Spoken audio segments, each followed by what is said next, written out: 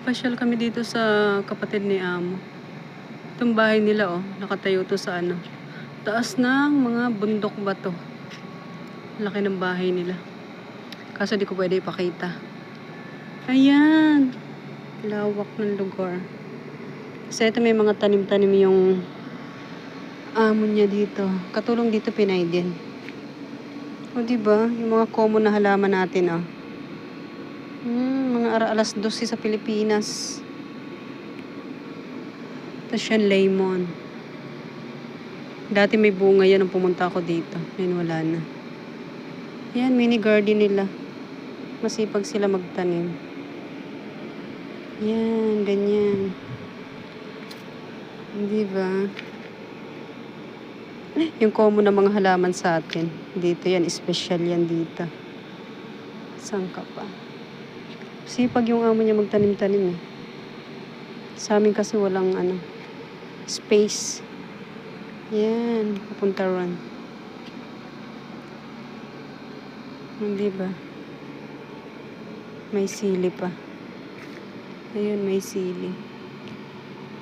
May sili. Ay, may bunga siya.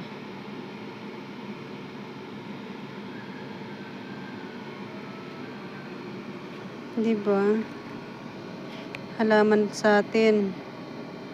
Dito, binibili to. Yan, panglagay yan sa buhok. Mabango siya, pampabango nila. Yan, kung ano lang yung mga tinatanim, natutubo.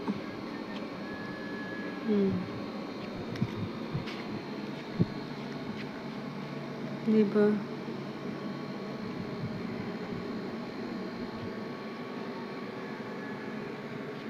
Sarap din kahit paano tingnan.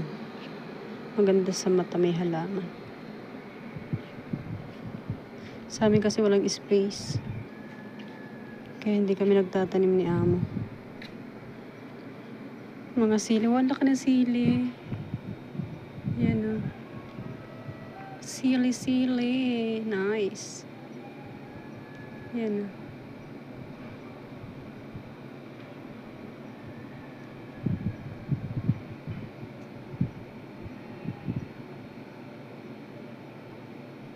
Galing. Diba?